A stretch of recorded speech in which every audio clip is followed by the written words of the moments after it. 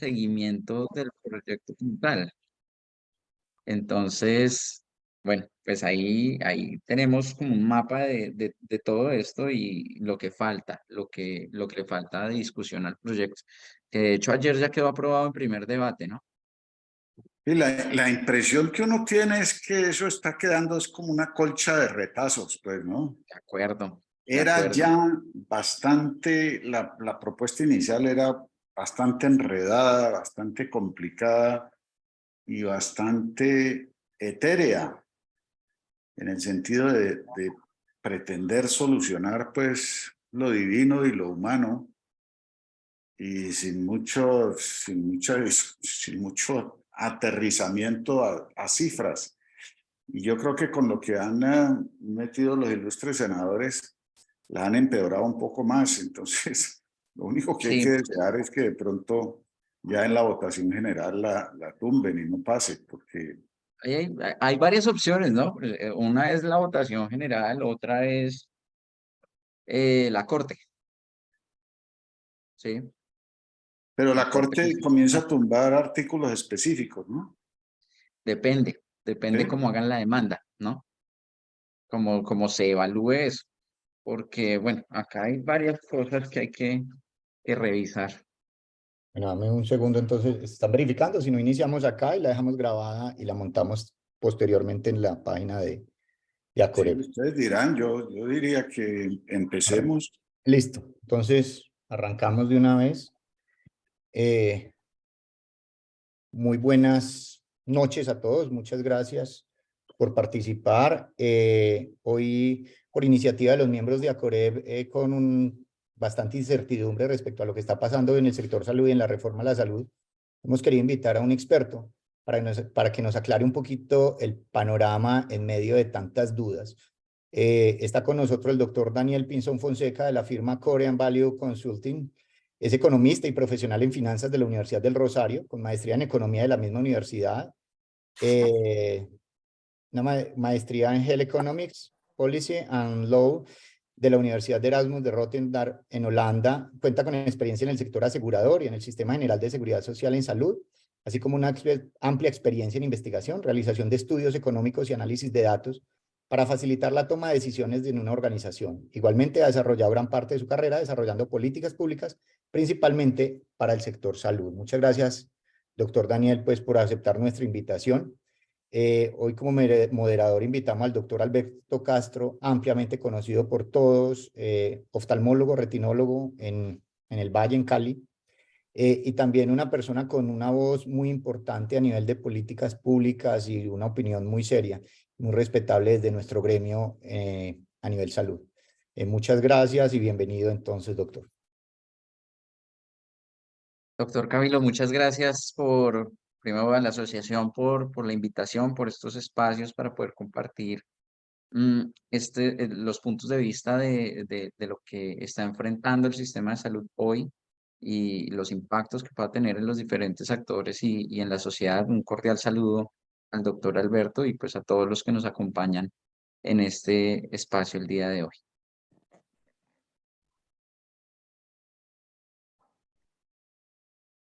Listo, entonces yo empezaría, si les parece, haciéndoles una presentación de cómo está la reforma. No me permite compartir pantalla en este momento, si por favor me lo habilitan.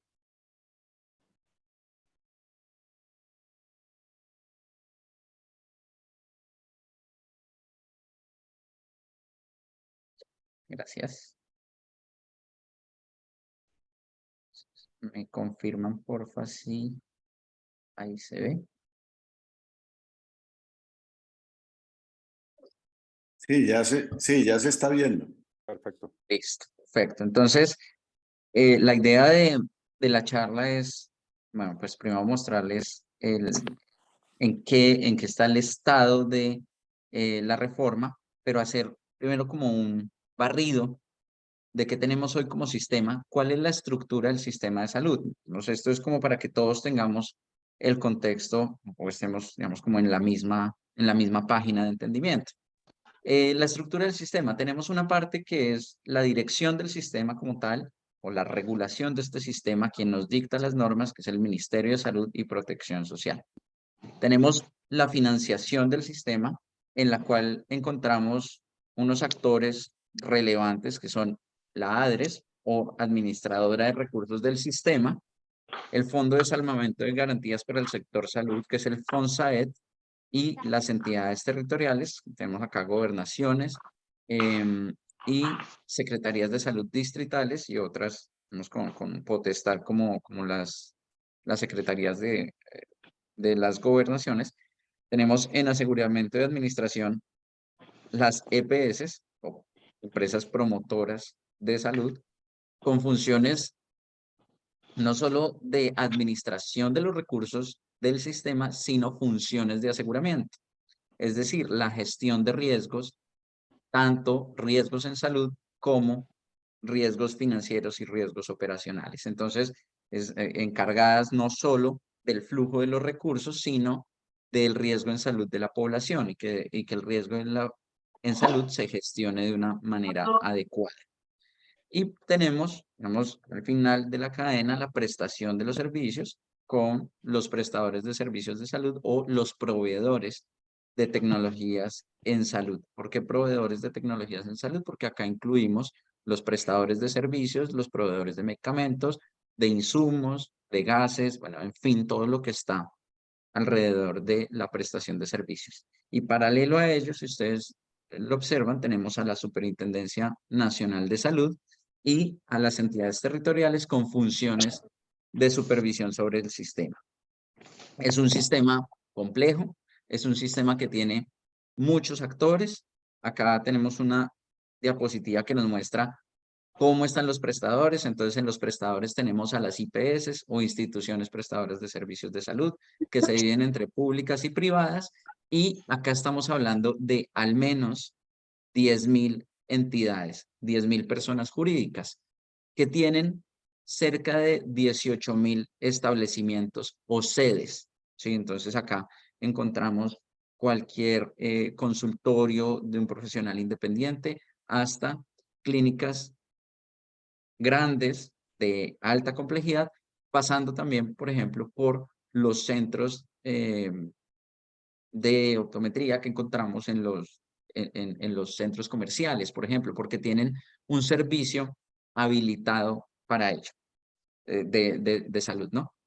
Prestadores de servicios encontramos también el transporte especial de pacientes, los profesionales independientes, y acá estamos hablando más o menos transporte especial de pacientes, otras 10.000 personas jurídicas o entidades, y en profesionales independientes estamos hablando alrededor de 42.000 profesionales independientes habilitados. Entonces, fíjense que en prestadores ya estamos hablando de cerca de 60.000 entidades. Pasemos a los aseguradores.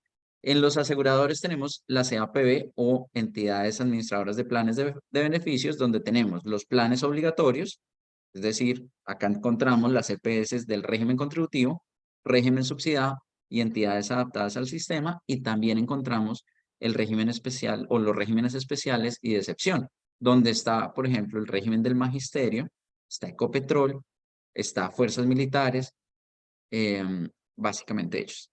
Y los planes voluntarios, que son los que acceden voluntariamente con recursos 100% privados, los usuarios del sistema, como el servicio de ambulancia prepagada, las empresas de medicina prepagada, los planes de atención complementaria. Y como plan voluntario, pero ya prestado por compañías de seguros, que son las compañías de seguros que nosotros conocemos, que son vigiladas por la Superfinanciera, que también nos están vendiendo los seguros de los vehículos, nos venden el SOAT, Seguro de Accidentes de Tránsito, ARL, Administradoras de Riesgos Laborales, y las pólizas de salud. Entonces, ahí ya empezamos a ver que no es solo una interacción de EPS, sino que es algo mucho más complejo. Y por parte de aseguradores o recaudadores también tenemos a las entidades territoriales, distritales, departamentales y municipales, con unas funciones de salud pública, de organización de red, de habilitación de red y de supervisión de la red. Y por otra parte, finalmente, pues tenemos los generadores de recursos. Estos son entidades que por el desarrollo de su actividad recaudan recursos que tienen una destinación específica, que es el sistema de salud o financiar el sector salud. Ahí hablamos de los juegos de suerte de azar, de los productores de vinos y licor, o de licores en general, y de la producción de armas que está a cargo de Indumil. Y para que vean, y esto es un resumen del flujo de recursos del sistema, todos estos actores cómo participan. Fíjense que los cuadros verdes que tenemos acá es donde se generan recursos para financiación del sistema, como los aportes de la nación, las cotizaciones del régimen contributivo, y eso por dónde pasa a través de todo el flujo y hacia dónde va. Entonces, acá vemos que todo va de generadores, de entidades territoriales, va una parte a la ADRES y va una parte directo a los proveedores de tecnologías en salud. Entonces, les pongo el ejemplo, el Plan de Intervención Colectiva en Salud, que es el PIC que desarrollan, o la salud pública que desarrollan las entidades territoriales.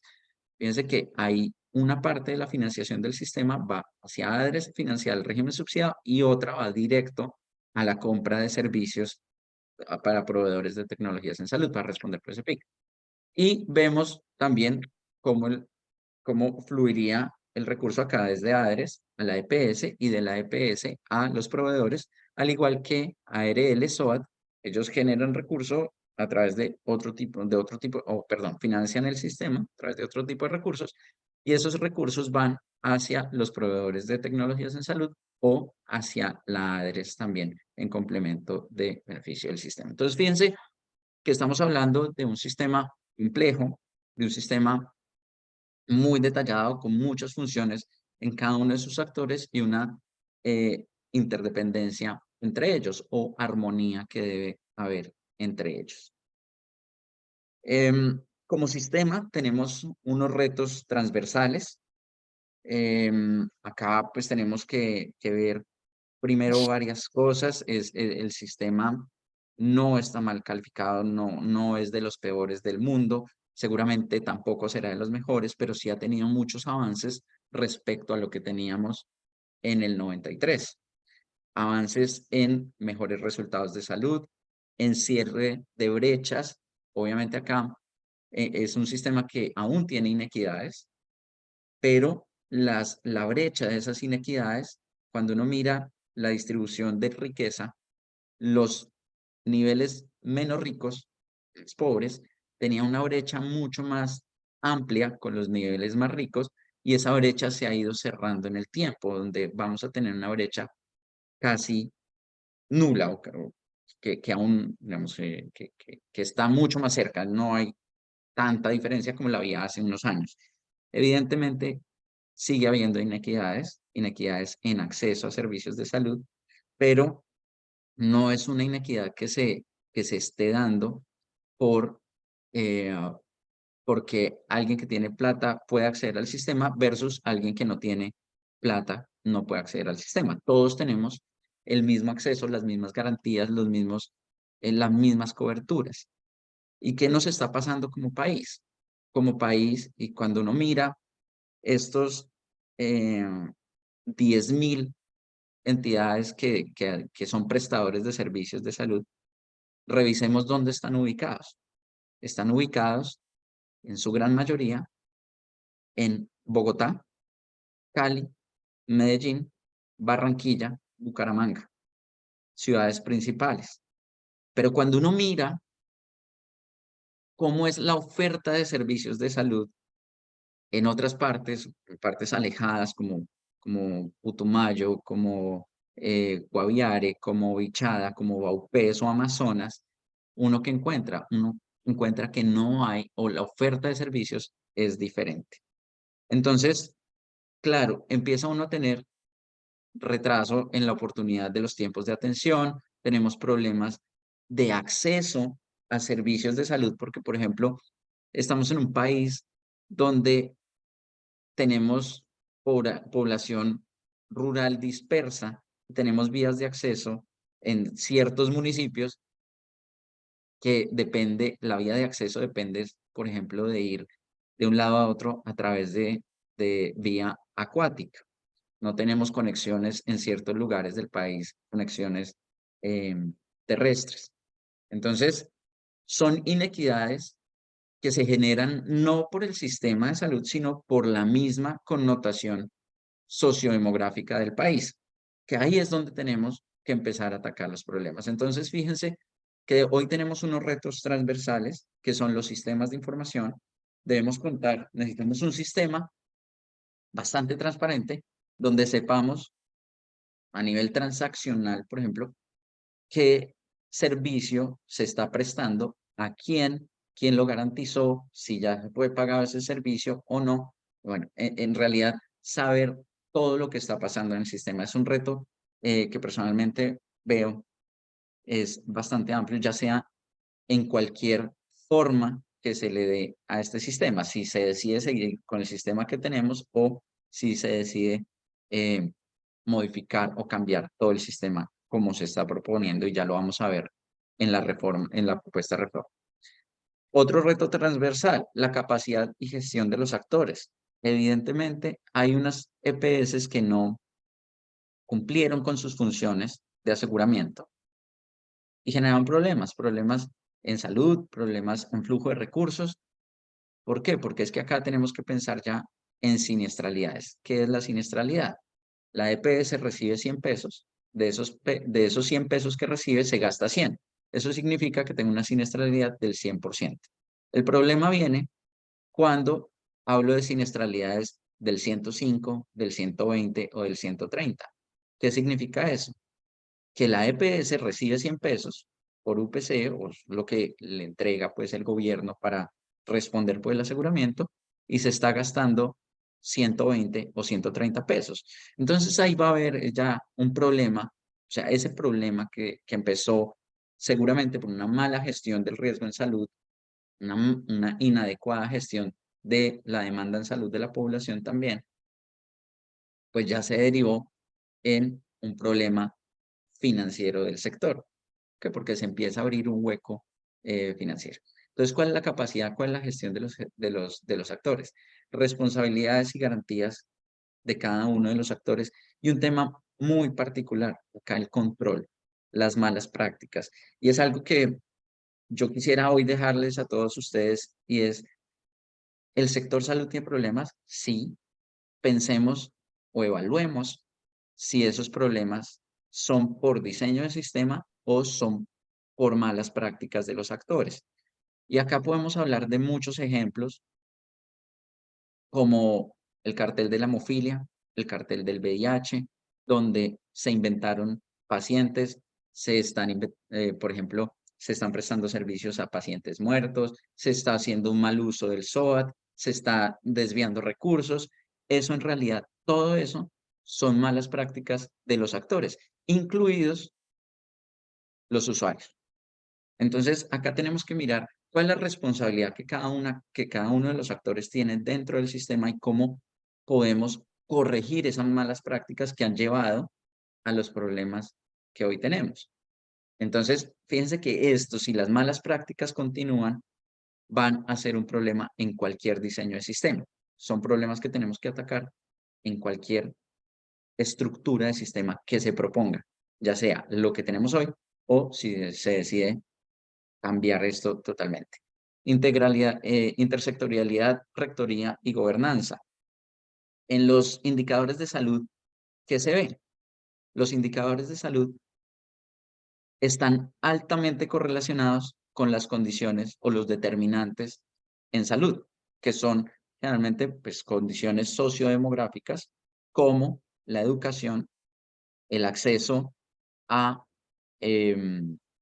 servicios sanitarios de calidad, incluyo acá agua potable, acceso o vías de acceso entre territorios para poder llevar bien la salud a la población. Diferentes cosas que no hacen parte del sistema, o sea, que no son responsabilidad del sistema de salud, que son complementarios, por eso se habla de la intersectorialidad, pero que afectan directamente los resultados en salud. Entonces, este es otro reto que nosotros tenemos como país. Reto Siguiente, puerta de entrada e infraestructura, tema de atención primaria. Si estamos en un modelo, como les mencionaba, una de las funciones de las EPS es la gestión del riesgo en salud, de manera que sea un modelo de atención en salud preventivo, donde tenga un fuerte componente la atención primaria. Ojo, ¿por qué? Porque es que la atención primaria y la prevención pues no van a solucionar todo el gasto en salud. O sea, yo no puedo dedicarme solo a eso, porque igual vamos a tener que atender pacientes de alto costo, vamos a tener que atender enfermedades, porque eso sigue sucediendo. Y por último, y no por último porque sea menos importante, sino de todos los retos transversales que tenemos, el talento humano.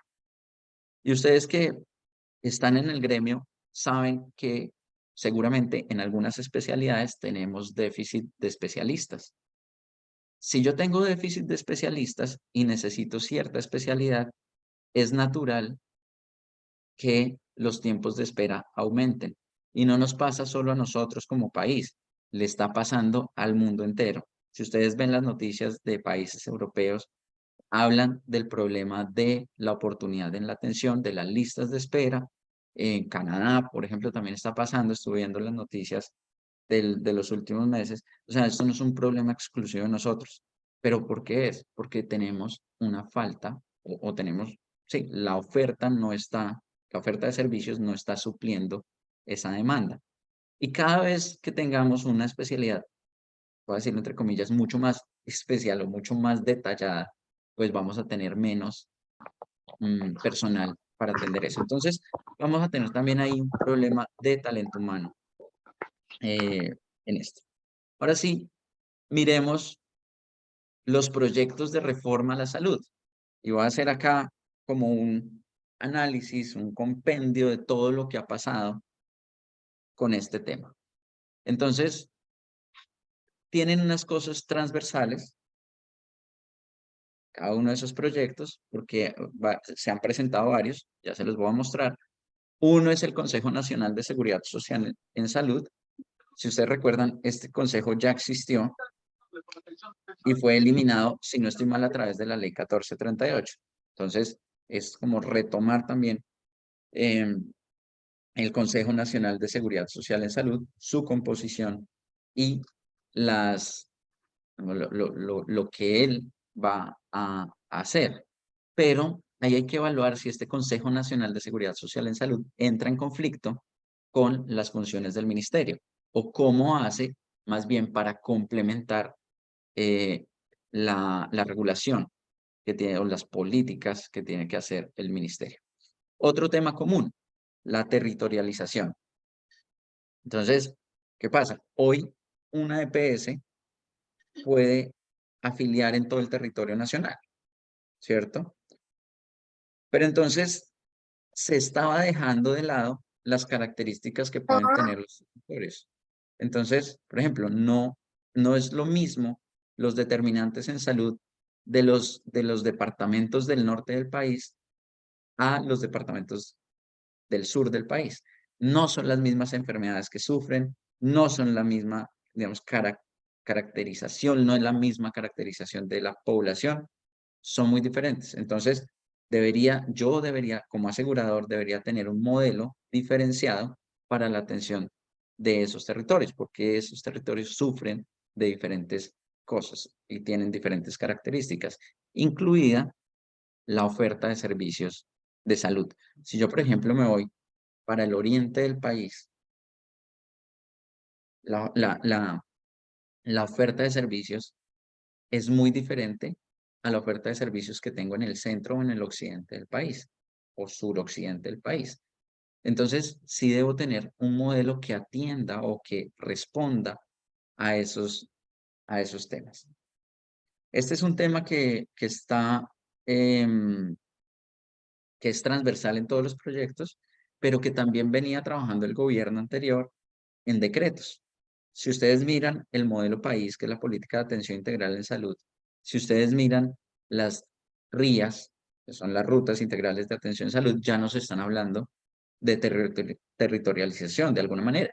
Y vienen también las redes integrales de atención, que los proyectos lo último que está quedando de estos proyectos, lo nombran redes integradas e integrales de atención. Y esto es prácticamente para no romper la atención de un paciente, para que el paciente sea atendido integralmente. Entonces, seguramente yo voy a tener que tener un paciente que se va a mover tiene la necesidad de moverse por varios prestadores de salud, pero pues acá tengo que evitar las barreras de acceso y la pérdida de la integralidad en la atención. Entonces, de alguna manera tengo que crear una red integral de atención. Otro tema transversal, el fortalecimiento de la atención primaria en salud. Y era lo que nosotros estábamos, lo que les mencionaba ahorita de la prevención de la salud. Y recuerden que cuando hablamos de prevención de salud, hablamos tenemos de tres tipos de prevención. Tenemos la prevención primaria, la prevención secundaria y la prevención terciaria. Yo no me puedo quedar solo con la primaria. Obviamente tengo que hacer un fortalecimiento de la atención primaria en salud y ver cómo llego a esos territorios que hoy están alejados, a esa población que hoy no está recibiendo esos servicios de salud. Y de nuevo, no es que la reciban porque el sistema se los niega, sino porque las características de los territorios son muy diferentes. Nos están hablando de un sistema integrado de información. Recuerden que esto lo mencionamos en los retos que tenemos. Y la formalización del talento humano. Entonces, este tema de talento humano lo están tocando o lo tocaron todos los proyectos que se propusieron y básicamente es pasar de los contratos por OPS a contratos o contratos laborales, totalmente laborales. Ahí sí ahí hay que mirar qué es lo que está pasando. ¿Por qué? Porque efectivamente sí hay un problema y es que ustedes que están en el medio lo viven, saben que hay unas cooperativas y se contratan las cooperativas y las cooperativas subcontratan a nuestro talento humano. Hay otras personas que también están vinculadas de planta con contrato laboral y hay otras que están por prestación de servicio. Entonces, cuando uno mira esto en los especialistas, que se ha visto que los especialistas muchas veces sí prefieren estar por prestación de servicios y eso no significa que tengan unas condiciones denigrantes en temas de contratación de talento humano o laborales. ¿Por qué? Porque es que para poder suplir necesidades del país, un especialista generalmente trabaja en varios sitios o en varios lugares donde puede prestar sus servicios. El problema viene en por ejemplo, en los médicos generales, en las enfermeras o, digamos, en los no especializados, no especialistas, que sí están teniendo problemas con la contratación, están teniendo problemas laborales. Entonces hay que segmentar o analizar muy bien el mercado laboral del talento humano en salud, porque es muy diferente en en los diferentes niveles que tenemos. ¿Qué proyectos a la reforma a la salud se presentaron y cuáles son las diferencias entre ellos? Tenemos el primero, que es el primero que se presentó, que fue el proyecto de ley 339, que es el proyecto de gobierno. Se recuerda el lanzamiento que se hizo ya les digo, el 13 de febrero en Plaza Pública, en la Plaza de Bolívar. Ahí nos hablaban de unos temas, digamos, a nivel general. Acá de entrar al detalle del proyecto nos tomaría un montón de tiempo, pero miremos los temas a nivel general. Aseguramiento social. Entonces, fíjense que una de las grandes críticas que empezó a tener este proyecto era que se desaparecía el aseguramiento. Y el gobierno empezó a hablar del aseguramiento social y el aseguramiento comercial, asumiendo que las EPS hacían un aseguramiento comercial. Entonces, aseguramiento social tenemos en este modelo que hoy estamos. ¿Por qué? Porque el aseguramiento social en salud o aseguramiento social de la seguridad social es como la sociedad cubre a las personas que están demandando esa necesidad de seguridad social o de salud o de pensiones o otras cosas. Entonces, fíjense que Como les mostré en la diapositiva de financiamiento, el sistema se financia por aportes del gobierno a través del presupuesto nacional, pero también por cotizaciones de los trabajadores, por cotizaciones del régimen contributivo. Entonces, sí hay un aseguramiento social porque hoy por esa estructura básica, independientemente que haya EPS o no haya EPS, o sea, que no esté el asegurador que administra el recurso y gestiona el riesgo en salud, si nosotros nos enfermamos, tenemos un sistema detrás que va a garantizar, que debe garantizar esa atención sin que nosotros incurramos o sin que eso se convierta en un gasto catastrófico para el usuario, para la persona. ¿Por qué? Porque detrás de eso hay un sistema solidario donde todos nos estamos financiando. Entonces, fíjense que el aseguramiento social no es exclusivo del proyecto de ley 339, sino que ya está inmerso en la estructura del sistema que tenemos. Propone un pagador único y acá, pues básicamente es establecer la figura del giro directo para todo. Y nos habla de un giro directo de al menos del 80%, sin, digamos que, sujeto o sin necesidad de hacer una auditoría previa, y el 20% sujeto a una auditoría posterior a la factura. Es decir, si yo presento 100 pesos en factura, me van a girar 80 pesos y los 20 pesos restantes van a quedar pendientes para solucionar la auditoría o dependiendo de los resultados de la auditoría. Desde mi punto de vista y de lo que, digamos, las consecuencias que tiene la administración de recursos públicos, esto viene siendo casi que un anticipo. Y cuando yo empiezo a anticipar, a generar anticipos, sin legalizar, esto se convierte en un tema ya de responsabilidad fiscal para quien está ordenando ese gasto o está ordenando ese pago. Entonces, vemos que en principio suena bien, pero el problema viene hacia adelante, ¿sí? Tercero, contratación y seguimiento en territorios. Entonces, este proyecto de ley tenía unas instancias, proponía unas instancias donde tenía unos fondos regionales, unos fondos departamentales que iban vamos a generar todo el tema de la contratación y la autorización de los pagos a los prestadores o a los proveedores de tecnologías en salud y se la ordenaban a la ADRES como pagador único.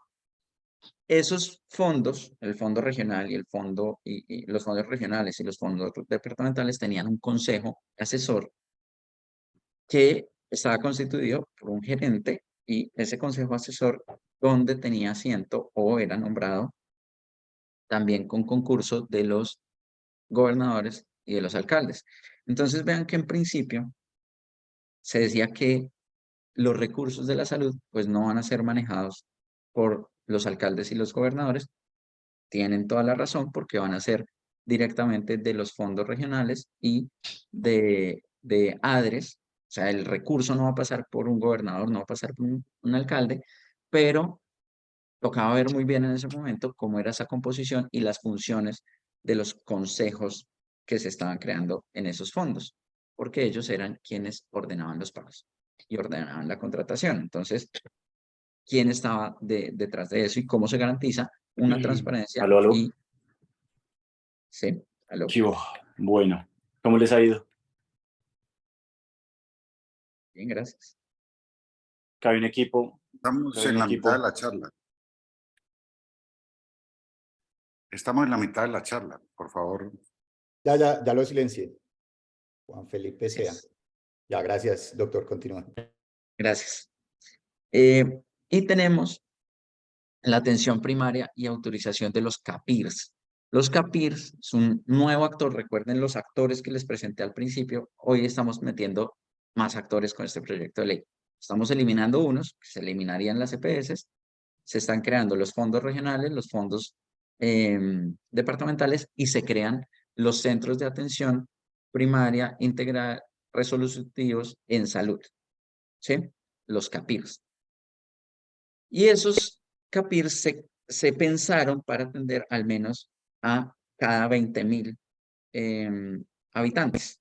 Entonces eran los encargados de gestionar la red, gestionar al paciente y su trámite a través del sistema, del tema de autorizaciones, de guiarlo hacia las redes y todo esto. Quinto tema, manual tarifario de servicios.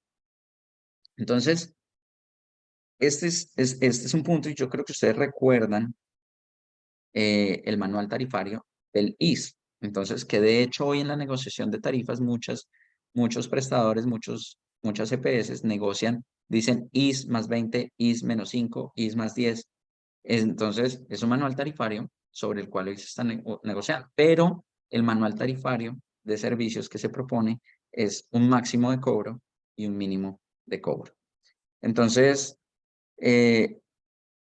riesgos que puede tener esto. Si yo no tengo a alguien que me gestione integralmente el riesgo en salud, va a tener una parte, los CAPS, pues la posibilidad de que la demanda en servicios aumente es muy alta.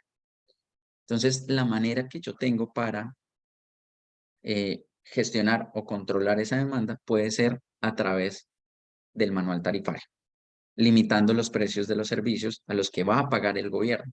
Pero recuerden que acá quien está contratando, quien va a hacer todo, va a ser prácticamente el gobierno, con las condiciones que ponga el gobierno.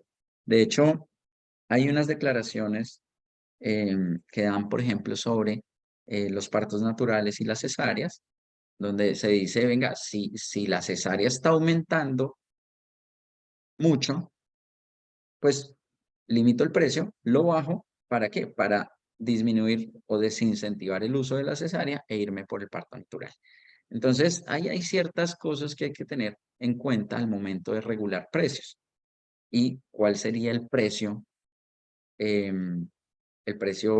óptimo de cada uno de los servicios? Entonces, vamos a entrar a tener un manual tarifario por cada uno de los servicios que tiene el país. Una pregunta que tenemos que resolver todos. ¿Por qué? Porque es que, claro, uno lo puede pensar, yo debo tener un piso debajo de ese precio, no negocio. ¿Por qué? Porque es que hoy puedo tener un poder de negociación, por ejemplo, de la EPS, donde él me dice, yo le pago a 100, pero resulta que mi costo es 120. O sea, estoy por debajo. No voy a tener poder de nada. Pero entonces me puedo ir al otro extremo, donde si no tengo techo, yo puedo, o sea, un manual tarifario solo con piso, pero no con techo, pues yo puedo cobrar prácticamente lo que sea, ¿sí? O sea, yo no tengo un límite. Entonces eso también tenta contra las finanzas o el flujo o la sostenibilidad del sistema. Entonces tenemos que, si vamos a entrar en esa discusión, tenemos que entrar en una discusión de cuál es el piso, cuál es el techo y cuál es el valor óptimo, porque esto va a depender también de la calidad. Entonces, les pongo un ejemplo acá, o dejarles una inquietud. Un servicio prestado por una clínica altamente calificada y con acreditación de calidad, no solo nacional, sino internacional, por ejemplo, con la Joint Commission, debería tener o debería cobrar lo mismo que una que no está habilitada y tiene una calidad diferente. Son cosas que tendríamos que entrar ya a discutir ante un manual tarifario. Y el financiamiento acá va a ser presupuesto nacional 100%. El proyecto de ley 340 presentado por el Centro Democrático nos habla de un aseguramiento mixto entre las EPS y el Estado, donde el Estado se encargue del aseguramiento de las zonas alejadas o lo que conocemos como zonas dispersas. Entonces, ejemplo, lo que se hizo para el Guainía. Guainía tiene un modelo de salud especial para ellos por zonas dispersas respecto a lo que tiene el resto del país. Entonces, ¿cómo llevar el aseguramiento por parte del Estado hacia las zonas alejadas? Unas EPS con condiciones de habilitación serias, un sistema de gestión de riesgo en salud y financiero, y depurar esas EPS que no cumplieron con la gestión de riesgos, que no cumplieron con sus condiciones financieras para poder responder por el aseguramiento. varios pagadores, contratación, autorización y seguimiento en cabeza de la EPS, para no perder una integralidad, un giro directo condicionado a la morosidad de la cartera. ¿Por qué? Porque es que la figura de giro directo, y esto es lo que muestra este proyecto de ley, la figura de giro directo, lo que soluciona es un problema de liquidez, no soluciona un problema de falta de recursos. Entonces, de nuevo a lo que yo les hablaba, o lo que les mencioné cuando hablaba de siniestralidad. Si yo recibo 100 y me gasto 120, naturalmente, mi cartera pendiente de pago va a aumentar cada vez más en 20 pesos. ¿Por qué 20 pesos que yo no tengo con qué responder? Pero si yo recibo 100 pesos y debo pagar 100 y resulta que estoy pagando 20, ese dinero se está quedando en otro lado y no está fluyendo al sistema.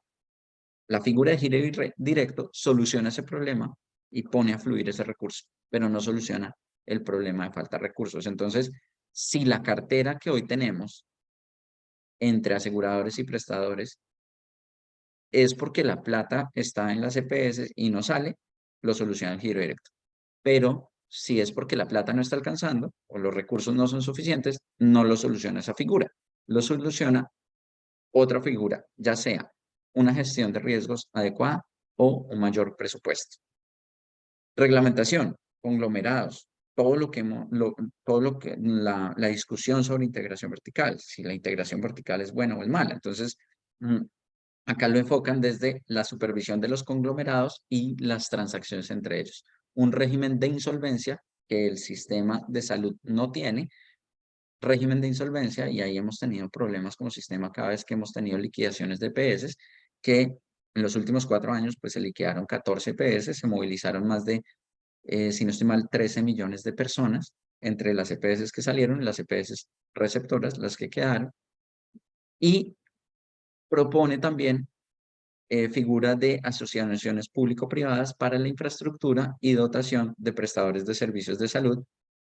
¿Por qué? Porque es que en esas zonas que hoy son alejadas, no hay incentivos para el privado para invertir allá.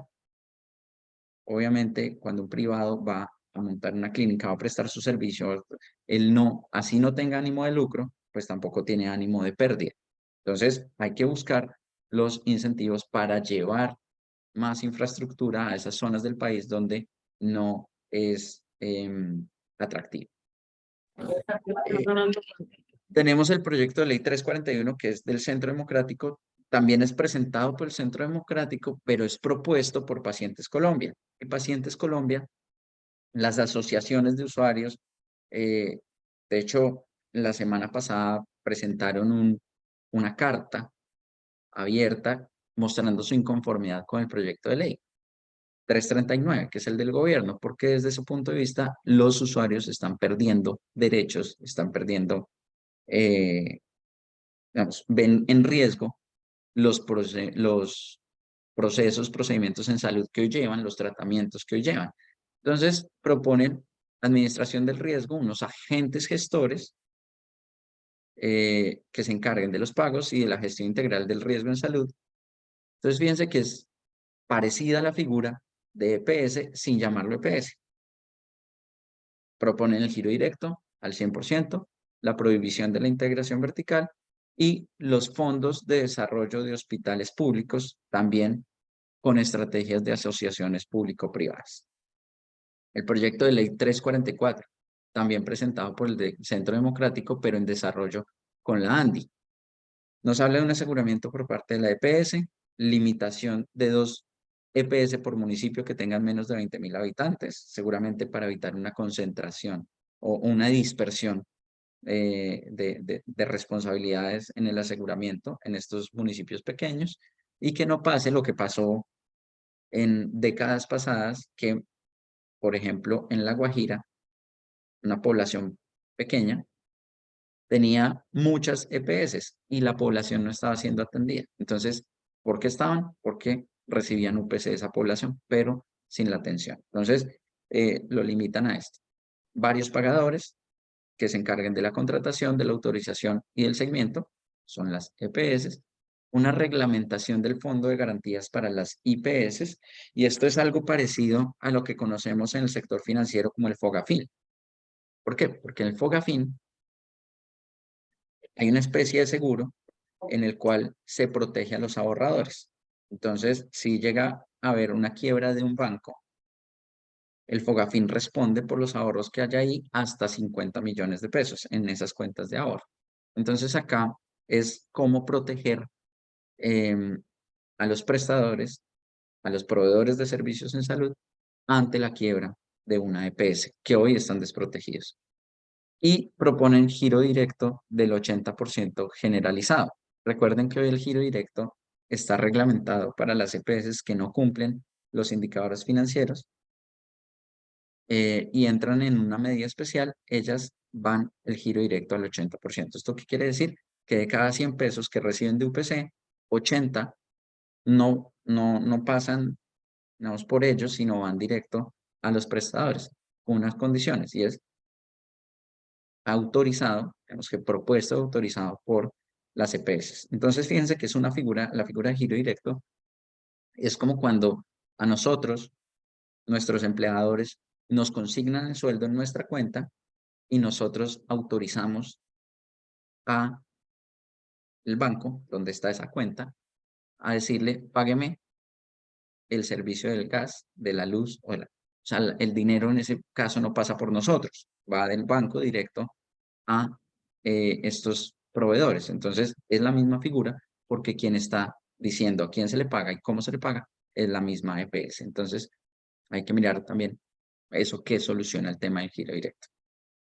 Proyecto de ley 346. Bueno, estos 4 proyectos que les acabo de mencionar fueron presentados por la ante la Comisión Séptima de la Cámara de Representantes. El proyecto de ley 346, que es presentado por Cambio Radical, o que fue presentado por Cambio Radical, se presentó en Comisión Primera de la Cámara. ¿Cuál es la diferencia? En Comisión Primera, ¿por qué? Porque toca ley estatutaria, la ley 1751, y los que se presentaron por Comisión Séptima era porque no cambiaba el derecho fundamental o las condiciones del derecho fundamental. Ahí hay una discusión jurídica bastante amplia si estos han debido ser presentados por Comisión Primera o no, pero bueno, Cambio Radical tocó ley estatutaria y lo presentó por Comisión Primera. Nos habla del aseguramiento a cargo de las EPS, una prohibición de tercerización del talento humano, lo que hablábamos en los retos transversales, una reglamentación de conglomerados y un régimen de insolvencia. Y por último tenemos el proyecto de ley de la coalición. Este proyecto de ley, aunque no fue presentado formalmente en el Congreso, lo trabajó el Partido Conservador, el Partido Los Liberales y el Partido de la U.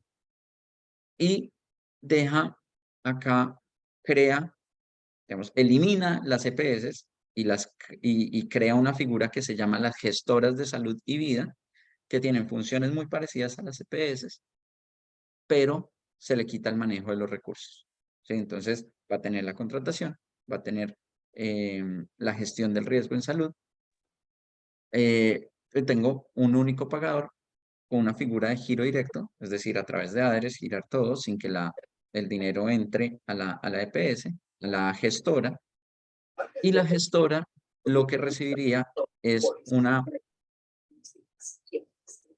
porfa, si me ayudan con los micrófonos, gracias, un pago por administración, un porcentaje por administración del sistema. Entonces, acá la pregunta es, si son administradoras o son aseguradoras. ¿Por qué esa pregunta es una pregunta de fondo?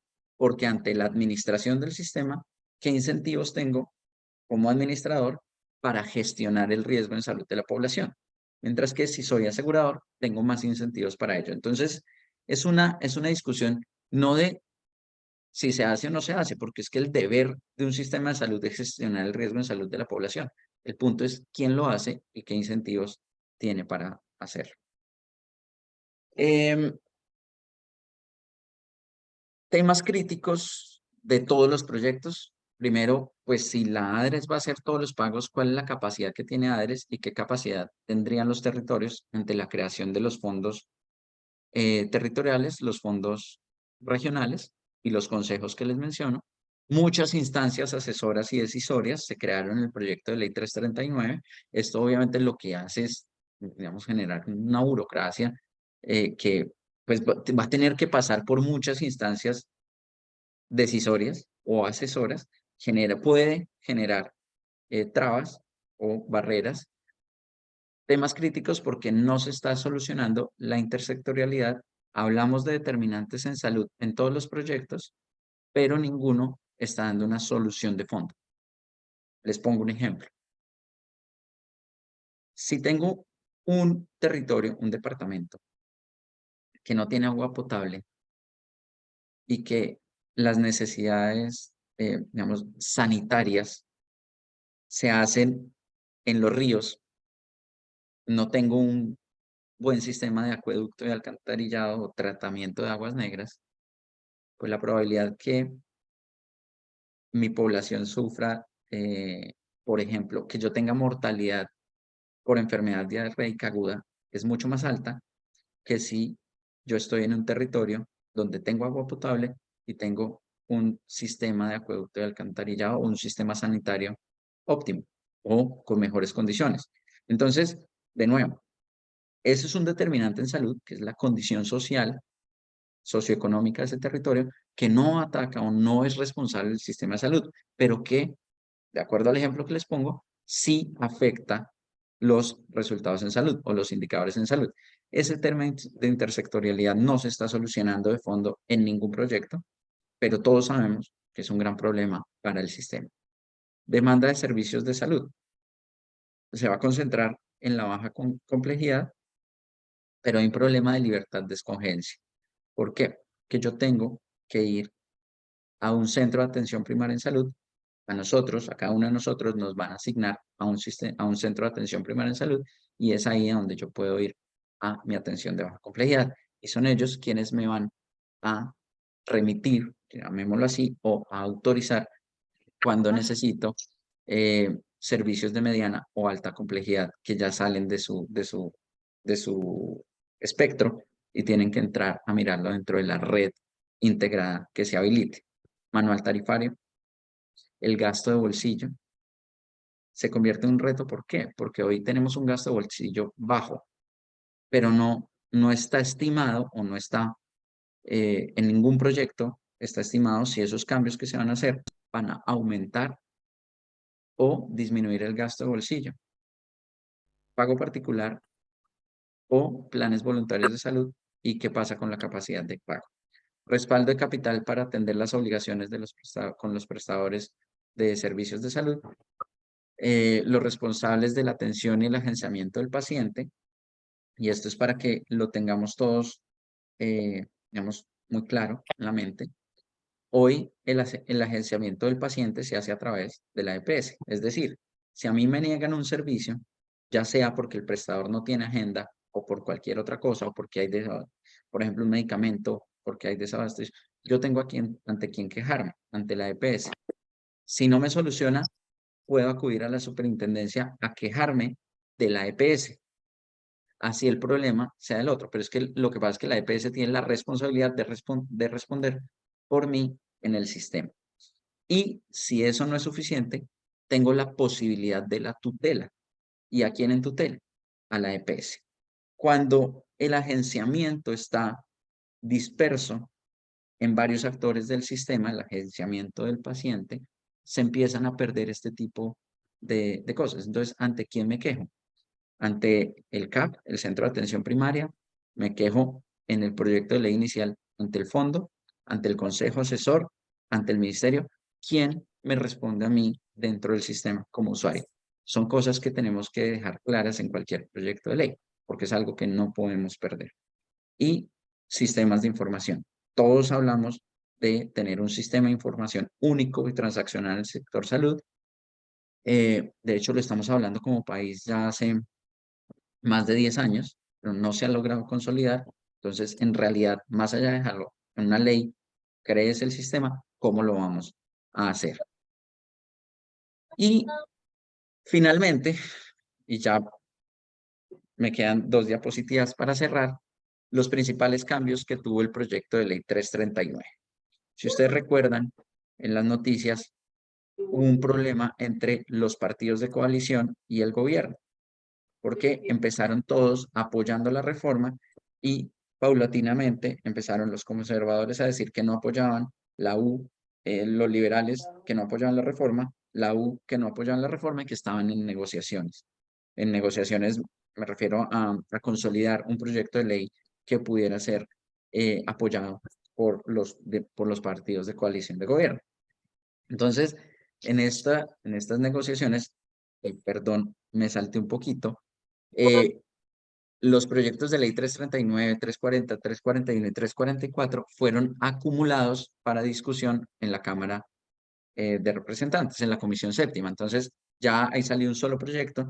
Este nuevo proyecto ya incluye al proyecto del gobierno las gestoras de salud y vida, pero sin las funciones que se habían propuesto en el proyecto de la coalición, que eran las funciones del aseguramiento, las funciones de gestión de riesgos en salud, y dejaron principalmente garantizar el acceso y coordinar articuladamente con los CAPS, los Centros de Atención Primaria en Salud, el componente complementario de las redes integradas e integrales en salud, incluyen la dispensación de medicamentos. ¿Esto qué quiere decir? Que los prestadores que hagan parte de la red integral e integrada, pues tienen que pasar por la coordinación de la gestora de salud y vida y del CAP. Es decir, no van a tener bueno, o sea, ahí toca mirar cómo es la autonomía y la garantía que yo pueda ser parte de esa red sin, digamos, unos contratos abiertamente transparentes. Son cosas que toca mirar en el desarrollo ya del sistema que se proponga, porque todo va a tener malas prácticas. Si hoy el sistema, como diseño, no es malo, pero lo que nos ha llevado a tener problemas son las malas prácticas de todos los actores, de nuevo, incluido el usuario. Eso nos va a pasar en cualquier sistema que se diseñe. Entonces, ¿cómo vamos a controlar eso como sociedad? Modelo preventivo, predictivo y resolutivo. Un cambio bastante grande fue que incluyeron a los gestores farmacéuticos y operadores logísticos, dispensadores de medicamentos, como actores del sistema, pero dejaron el servicio farmacéutico independiente con dispensación ambulatoria de tecnologías en salud como gestor farmacéutico. Es decir, en la definición que quedó, están incluyendo también a las droguerías detallistas pequeñas, las que encontramos en cualquier barrio de nuestro país. Prestación de servicios de enfermedades raras o enfermedades huérfanas, liderado por el Ministerio en coordinación con las entidades territoriales, con los CAPS, con las gestoras de salud y vida y con los CRUE. Entonces, de nuevo, acá hay varias instancias para la atención de esas enfermedades raras. Por eso es que también los pacientes o las asociaciones de usuarios de pacientes están viendo que se puede perder la integralidad que hoy tienen o los tratamientos que hoy ya tienen garantizados. Se crea Consejo Asesor de las Redes Integrales e Integradas en Salud de manera territorial para departamento y municipio, conformado por los CAP, por las gestoras de salud y vida y por los territorios, gobernaciones y distritos. Se crea una entidad de salud itinerante, es decir, el gobierno va a garantizar la salud en todo el territorio y crea como brigadas de salud, acompañados también o compuestos también, entre otros, por fuerza pública, bueno, en fin, para poder ir a diferentes territorios donde hoy no llega el sistema, la prohibición de la integración vertical para la mediana y la alta complejidad. Entonces, esto tiene sentido porque deja la integración vertical en la baja complejidad. ¿Por qué digo que tiene sentido? Porque es donde se puede gestionar el riesgo en salud. Cuando la integración vertical está en la mediana y la alta, el incentivo que tiene la integración no es gestionar, sino que el paciente cada vez llegue más a esas instancias y me demande más servicios de salud para que esa red tenga rendimientos. En la baja complejidad no tiene rendimientos, pero tiene gestión del riesgo en salud. Es lo que teóricamente está detrás de esto. Acreencias, pago de acreencias de las EPS liquidadas, pues ahí mm, miremos la sostenibilidad del sistema, de dónde salen estos recursos.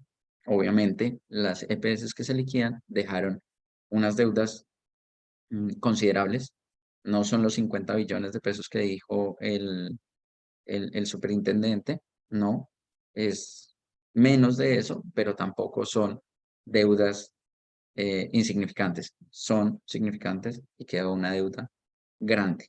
¿Cómo se van a cubrir esas acreencias de CPS liquidadas o que se liquiden en este proceso? Y unas facultades extraordinarias para el presidente para temas laborales, talento humano en salud, para facultades de la superintendencia, para salud pública, para la transición del sistema y para la capitalización de la nueva EPS.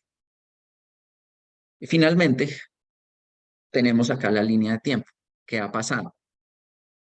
13 de febrero se radicó, el gobierno nacional radica el proyecto de ley 339. El 13 de febrero, minutos después, se radica el proyecto de ley 340 del Centro Democrático. El 16 de febrero se radica el proyecto de ley 341, que es de Pacientes Colombia. El 22 de febrero se radica el proyecto de ley 344 de Andy, todos estos radicados por el Centro Democrático. El 21 de marzo ya empezamos la discusión en Congreso o en Cámara, perdón, y se hace la acumulación de proyectos de ley. Sale la resolución número 6 con la mesa directiva de la Comisión Séptima en la Cámara de Representantes, que son los ponentes de este proyecto de ley. Viene una ponencia positiva el 31 de marzo, ya con esto, con los proyectos acumulados, y los proyectos acumulados hasta ese momento eran más que todo, o digamos, lo que quedó era prácticamente el mismo proyecto de ley del gobierno, el 339. Se hace la ponencia positiva en la Gaceta 283 de 2023, la Gaceta Congreso. El 12 de abril hay una propuesta de ponencia negativa que es negada. Tenemos el 13 de abril una ponencia alternativa. Y el 18 de abril se generan unas recusaciones a los miembros de la Cámara de la Comisión Séptima que impiden hacer el desarrollo del debate. Recusaciones por conflictos de interés o por temas que deberían haber manifestado antes de estas recusaciones se solucionan y hay una enmienda positiva del proyecto de ley publicado en la Gaceta 338. El 19 de abril hay un debate de ponencia negativa y se rechaza esa ponencia, una ponencia negativa sobre la enmienda que se presenta el 18. Se rechaza esa ponencia negativa y se continúa con el debate. El 11 de mayo, la Comisión Séptima hace un nombramiento de una comisión accidental, que es la encargada de revisar los 119 artículos, si no estoy mal, que tenía el proyecto de ley y llevarlos a debate nuevamente para su aprobación o su negación. Y acá empieza una tarea maratónica de la Comisión Séptima. Se aprobaron 3 artículos ese mismo día. Una vez finaliza esta comisión accidental que se le dio un espacio de 3 horas para debatir todos estos artículos y cerca de 400 proposiciones, si no estoy mal. Terminada esa sesión, se aprueban 3 artículos y se retoma el 15 de mayo. Y el 15 de mayo se presenta una carta aclaratoria de la Comisión Accidental y el 16 de mayo se aprobaron 21 artículos. Ahí tenemos posteriormente otro informe de la Comisión Accidental. Tenemos la aprobación de 93 artículos el 19 de mayo. Entonces, fíjense que acá ya estábamos hablando de cerca del 80% del proyecto de ley aprobado. Quedaron pendientes 22 artículos que se discutieron en la sesión de la comisión del día de ayer. Y de ahí se eliminaron 9 artículos y se crearon 14 artículos más. ¿Qué salió respecto a lo que había antes, a lo que empezó con el proyecto del gobierno?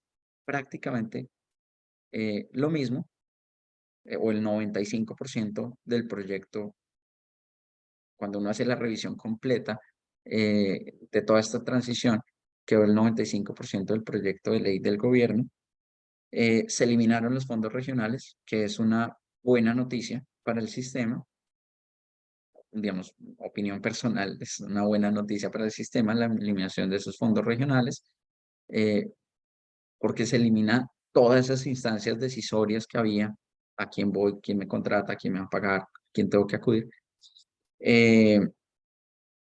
Y digamos que en general todo va a recaer en los CAPS, todas las funciones que hoy tienen las EPS van a recaer en los CAPS, en los centros de atención primaria en salud. Tenemos un reto como país, según esto, y es la creación de todos esos CAPS en menos de 2 años, construir cerca de 2000 centros de atención primaria en salud, que seguramente, en principio, van a ser en gran parte públicos. También está la posibilidad que los privados hagan centros de atención primaria y se inscriban y puedan gestionar la red y todo esto, pero pues en principio su gran mayoría van a ser públicos. ¿Y qué viene? En esta parte, yo como señalo acá. Bueno, en el primer cuadro verde que dice aprobación, primer debate, Comisión Séptima, Cámara de Representantes, esto era lo que nos quedaba pendiente al momento en que les hice la diapositiva, pero ayer ya hubo aprobación de primer debate en Comisión Séptima. ¿Qué viene? Viene un segundo debate en plenaria de Cámara de Representantes y sale de Cámara de Representantes para el Senado de la República. Va a tener que tener un primer debate en Comisión Séptima de Senado, ya no Cámara, y un segundo debate en plenaria. Después de esto viene la conciliación entre el debate que se dio en Cámara y el debate que se dio en Senado para sacar o emitir, ahí sí, la ley final para sanción presidencial. Entonces, esto es lo que queda pendiente. Fíjense que ha sido un proyecto de ley con mucho movimiento, con enmiendas en la mitad del debate. Se ha creado la enmienda de la enmienda. Ha sido un poco difícil hacer el seguimiento de este proyecto, pero pues esperamos que hacia adelante sea un poco más fácil dicho seguimiento. Por último, bueno, con la sanción presidencial, pero en cualquier momento también podemos ver actuaciones de la Corte Constitucional si ve que no es viable o que está limitando el derecho fundamental a la salud u otras cosas, puede tomar decisiones sobre este proyecto de ley. Entonces, ya con esto terminamos pues, la presentación de los proyectos de ley. Entonces le doy paso al doctor Andrés, ¿qué es? Camilo. Ostro. Eso, gracias, Alberto. Entonces, pues gracias y te doy paso para la No, moderación gracias. y las inquietudes que haya sobre esto, lo que les podamos colaborar desde acá. No, pues muy agradecidos. Es un sumario pues muy bien jalado, de un tema sumamente extenso. Realmente hay que dominar muy bien el tema para poderlo sintetizar como lo ha hecho usted y definitivamente nos da un panorama muy claro. Yo quiero iniciar la discusión o las preguntas con 3 o 4 cositas que tengo y luego le abro los micrófonos a los participantes.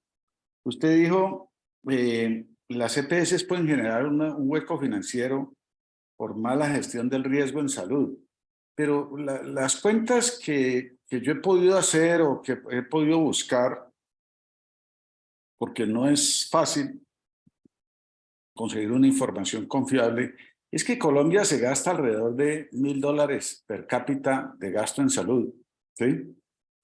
Y los países más o menos desarrollados pues se mueven entre 5 y 7 mil dólares, llegando hasta 17 mil dólares Estados Unidos.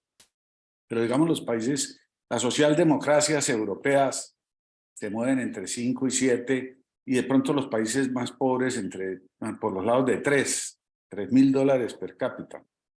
la pretensión de Colombia con la consagración del derecho a la salud es un planteamiento muy general. Cuando yo he criticado eso me dicen, no, es que lo que quiere decir es que la gente debe tener derecho a atención médica, pero lo que va en las demandas y lo que en las tutelas es realmente el derecho a la salud. O sea, todo el mundo considera que tiene derecho a todo lo que se necesite para garantizar su salud. Y entonces mi pregunta es, ¿cómo hace uno con $1.000 per cápita para dar eso si ningún país lo ha podido hacer? Si usted mira el sistema inglés, el canadiense en el que yo trabajé, que conozco muy bien, pues con $6.000 y tienen toda clase de restricciones, limitaciones, colas, esperas, todo lo que usted quiera para gestionarlo. Entonces, me llama la atención que usted concluya que es mala gestión del riesgo. Si una EPS, por ejemplo, se desequilibra y no simplemente que no hay plata. No hay plata Sí, para tanta dicha.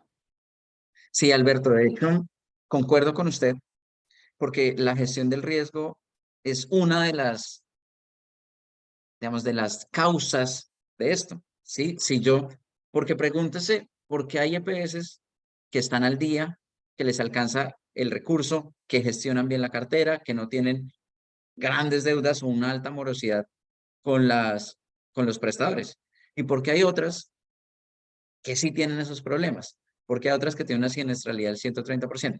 Entonces, esto en realidad viene siendo un cúmulo de cosas, son varias causas. Usted toca un punto muy importante y es cuánto destinamos nosotros como país a financiar este sistema, qué cubrimos como sistema. Entonces, ahí es donde, fíjese que ahí es el punto en que usted menciona países desarrollados que tienen entre 4.000 y 5.000 dólares. De hecho, el caso de Estados Unidos es excepcional, ¿no? Son 17.000, como usted lo menciona, pero miremos los indicadores de salud. Como país tenemos, en algunos casos, mejores resultados que países desarrollados que tienen este gasto tan alto. En otros no, y los indicadores de salud son, como les mencionaba, están atados a los determinantes en salud. Esos países desarrollados tienen mejores condiciones de vida que nosotros. Eso ya hace que los determinantes en salud per se sean mejores que los nuestros en muchos casos. Seguramente ellos no, las tasas de mortalidad por edad van a ser mucho menores que las de nosotros, porque es que ellos tienen sistemas sanitarios, ellos tienen agua potable. Entonces, en lo que nosotros, en los indicadores que como sistema podemos manejar, tenemos mejores indicadores que ellos. Y fíjese el comportamiento de la incidencia en cáncer y el tratamiento del cáncer. Tenemos mejores resultados que varios países de la OCDE, que son países ricos, ¿cierto? ¿En qué tenemos peores resultados? En tasas de mortalidad materna y en tasas de mortalidad infantil. Pero esos dos indicadores están altamente correlacionados con las condiciones sociodemográficas, o sea, no es únicamente el sistema de salud. Y déjeme volver al punto de los recursos. Déjeme dividirle en dos esos $1.000. ¿Por qué? Porque es que la UPC en promedio, es de 1.000.000 de pesos al año por habitante. O sea, estamos hablando de $250. Entonces, no es por vanagloriar tampoco pues el sistema de salud, pero creo que con poco hacemos mucho, ¿cierto? Y lo que usted dice, garantizamos lo humano y lo divino. Es un sistema muy garantista, que de hecho usted lo menciona, los países, el canadiense, el sistema inglés, el sistema alemán, todos tienen límites en la cobertura. ¿Eso qué quiere decir? Que yo como usuario, claro, yo puedo acceder a todos los servicios, pero si no está cubierto, yo lo tengo que pagar, ¿cierto? Acá no. Acá tenemos una cobertura prácticamente ilimitada, que se dio ¿por qué? Si ustedes recuerdan, hacia 2008 teníamos el POS, Plan Obligatorio de Salud. Lo que no estuviera ahí, ¿por dónde pasaba? Pasaba o por una tutela o por el Comité Técnico Científico. Y entonces, ¿por qué se dispararon las tutelas en salud en este país? Porque si la EPS debía cubrir un servicio que no estaba en el Plan Obligatorio de Salud, tenía que acudir a la tutela para que el Estado le reembolsara ese dinero. Porque si la EPS utilizaba recursos de la UPC para cubrir cosas que no están financiadas por la UPC, entraba en responsabilidad fiscal, desviación de recursos o detrimento patrimonial de las finanzas públicas, porque recuerden que la UPC es un recurso público. Entonces, la única forma para que ellos pudieran cubrir eso era a través de una orden de un juez o a través de un comité técnico científico. Entonces, lo que no estaba cubierto por la UPC empezó a dispararse, por tanto se empezó a disparar también las tutelas.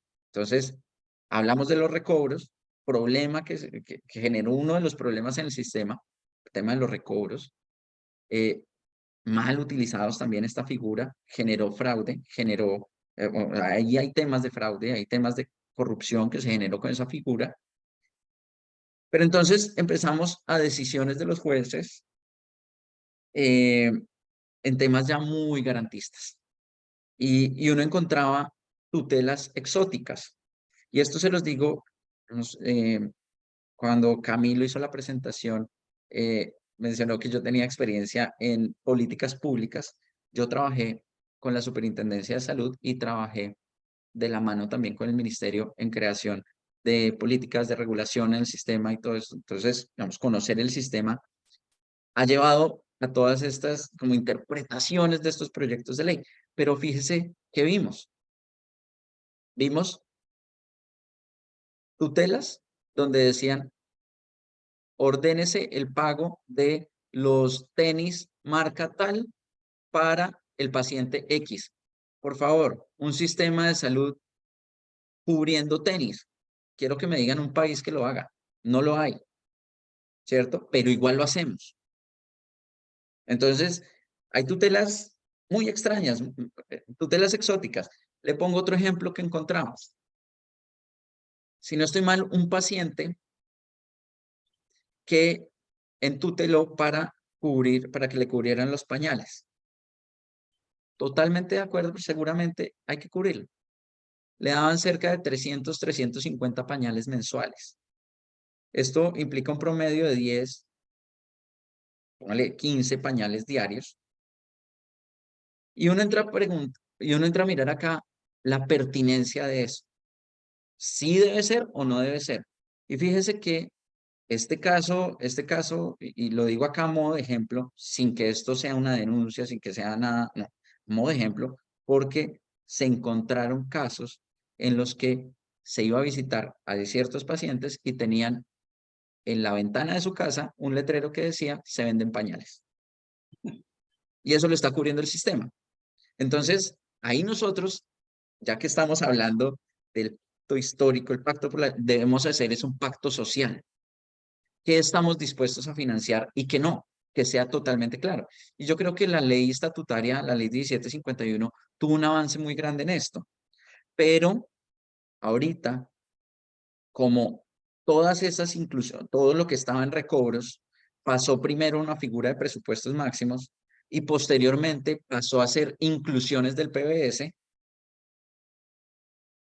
¿Dónde están los recursos para cubrir toda esa demanda? ¿Cierto? También responsabilidad. Fíjese que si hay un juez que está ordenando esas tutelas exóticas, es porque hay un profesional de la salud que está prescribiendo eso. Entonces, por eso al principio yo les mencionaba cuáles son los roles y responsabilidades de cada uno de los actores. Y es que cada uno de nosotros tiene ese rol, tiene esa responsabilidad. Proteger los recursos, proteger la salud de la sociedad. Que los servicios en salud que se demanden sean necesarios, no con otros fines, ¿sí? Eso Entonces, me lleva a es el tipo de cosas que tenemos que discutir. Entonces, bueno, $250, Alberto. No, no, yo sé.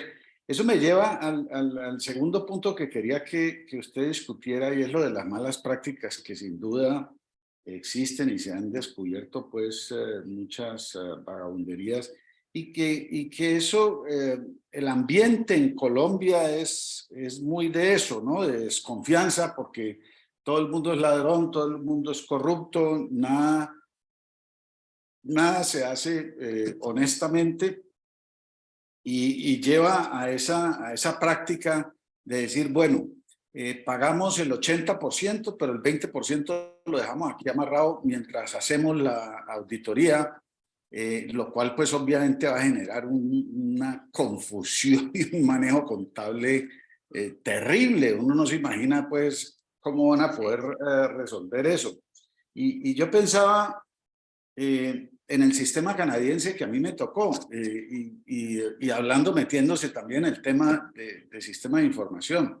Fíjese usted que no era un sistema de información hipercomplejo como está pretendiendo Colombia, pues que la historia clínica con todos sus detalles para que haya quien analice, no. El sistema lo único que tenía era código de prestador, código del diagnóstico, código del servicio prestado y código del paciente, 4 daticos, ¿sí?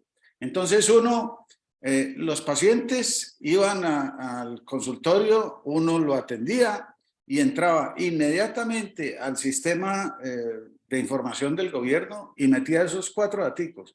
A los 15 días le estaba entregando el pago en su banco, el pagador, que era un pagador central para todo el departamento, pues, o la provincia, ¿sí? Un solo pagador, no, para la región de la ciudad. Y eso funcionaba a la perfección. Y entonces usted dice, no, eso en Colombia me imagino la trampa tan berraca, todo el mundo metiendo pues servicios que no ha prestado.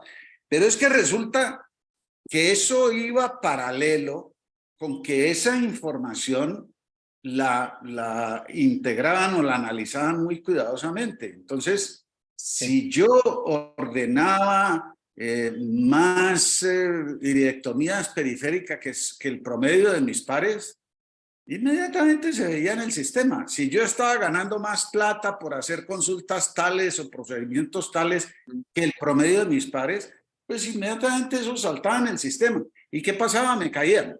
A esa persona que se vuela de la estadística, le cae una auditoría y le miran ahí sí a todo el detalle.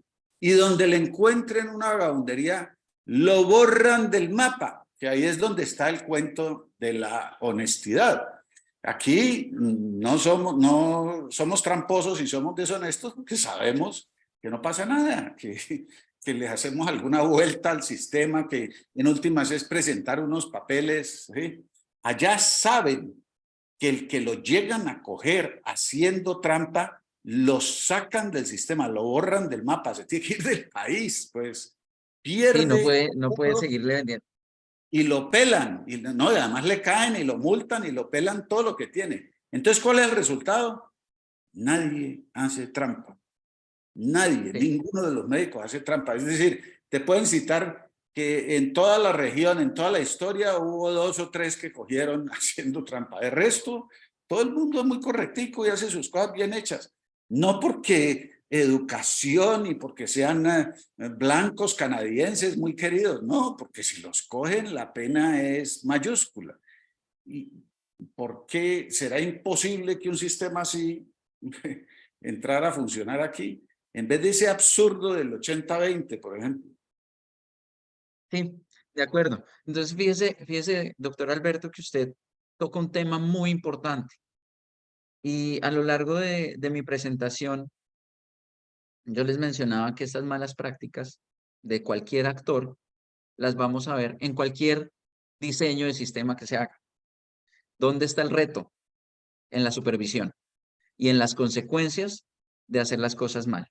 Necesitamos una superintendencia muy fuerte, una superintendencia que, como usted lo dice, utilice información para hacer los análisis y hacer esa supervisión, ¿sí?